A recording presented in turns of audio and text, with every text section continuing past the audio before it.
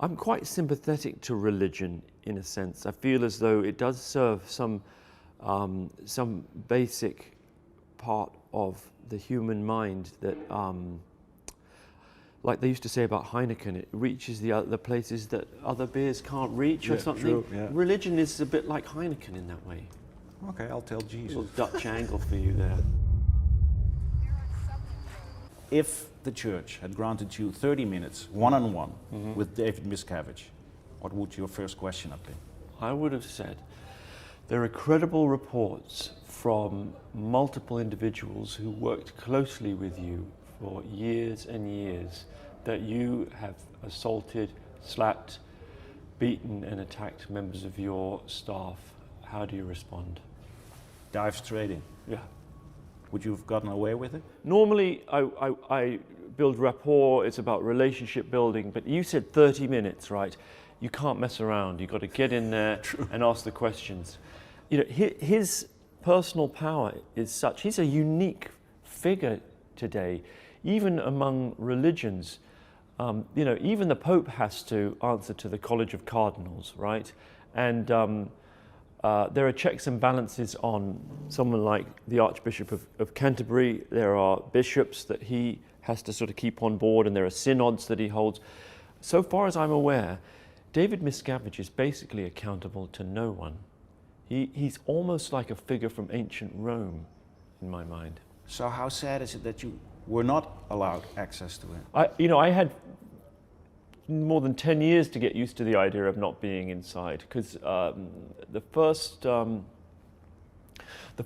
I approached them for a TV program was in 2002, and had conversations, and you know, they took meetings and with me, and I took a tour of the Celebrity Center in LA. But even then, I had the sense that actually they don't let people in. It just runs against the grain of everything they believe to let a kind of skeptical-minded journalist have decent access inside the church. It's not how they... So why continue? Why continue? Well, that's what I mean, I didn't. In a sense, I didn't, because 10 years went by. I mean, I said, you know... Okay, so this is not for me. Okay, I'll move on. I moved on. I made, you know, 20 or 30 or maybe 40 more programs. I can't remember how many, but there was a lot of water under the bridge. And then I got approached by Simon Chin, the producer of various prestigious cinematic documentaries like that, and Man on Wire. And he said, let's make a movie, and what about Scientology? How did you get Marty Rathbun, one of the most outspoken ex-members of Scientology, on board?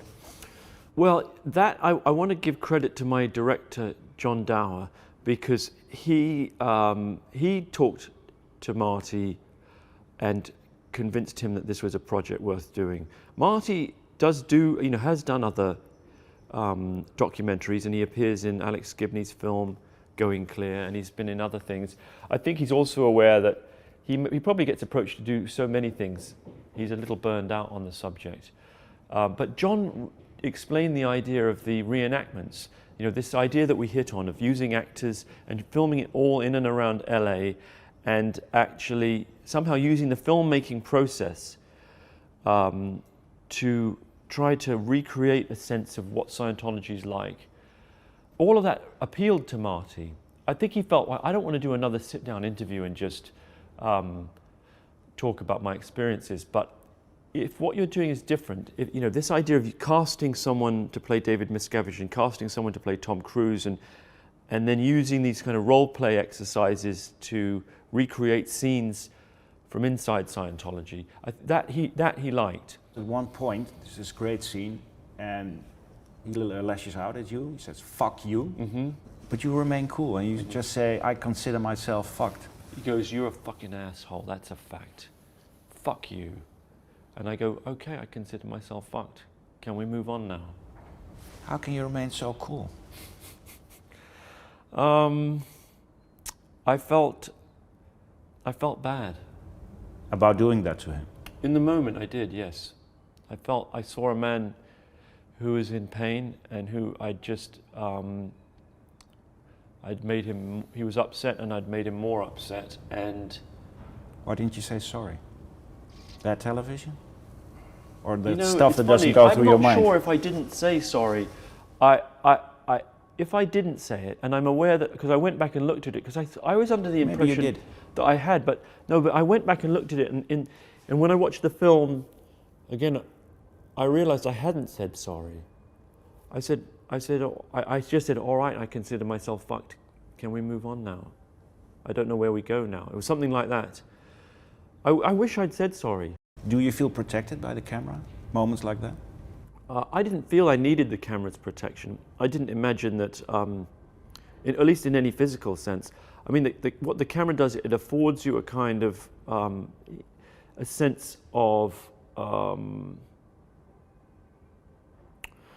there's a sense of performance that we're here, you know, we're having a kind of nice conversation, but we're both aware, I think, that this is being taped, and that as much as we're having an organic conversation, we're enacting a certain role, and the role is to, you know, it's various, but it's for me to talk about my film, it's for you to do a good job of getting your questions answered, and I think that what the camera does, it sort of focuses and heightens what you're doing, and it gives you a permission to behave in a slightly different way than you would normally.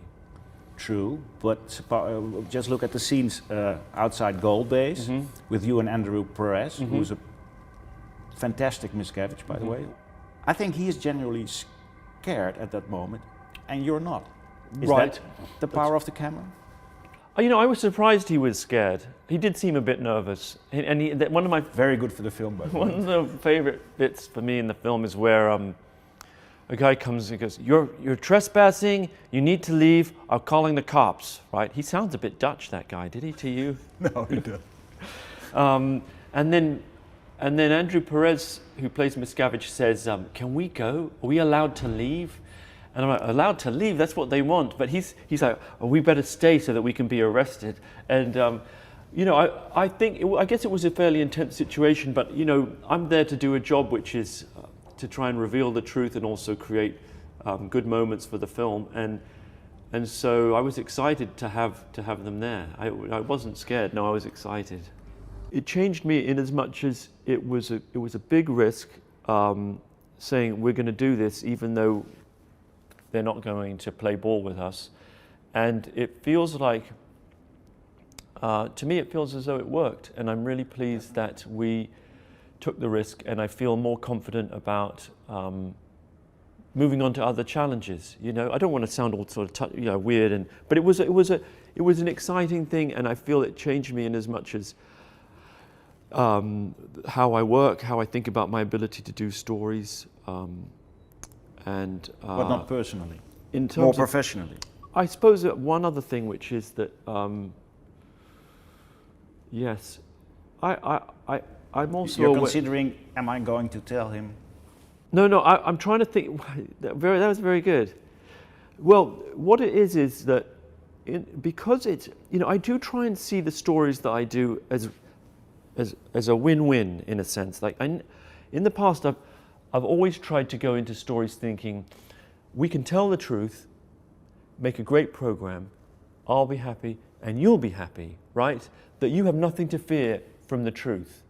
And that in a way it may even be liberating for you, and that in a way you have agreed to let me in to tell the truth to make a documentary about San Quentin or the porn industry or the Westboro Baptist Church because you want to tell the truth, right? That's my assumption. Now, it doesn't always happen. People get pissed off. Sometimes they don't like the films that I make.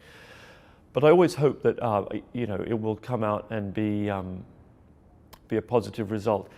This was a different way of working, and for the first time, I went into it fairly sure that they'd be pissed off with whatever I did. And I'm also aware that they're powerful, as much as they are a fringe religion in a sense. They don't have that many members. They are very rich. They're capable of being confrontational and even vindictive. You know, they have a policy of wanting to shatter and suppress people they regard as enemies. And there were times when that, both during filming and afterwards, when that felt frightening for me. And so there was an enormous amount of stress at times.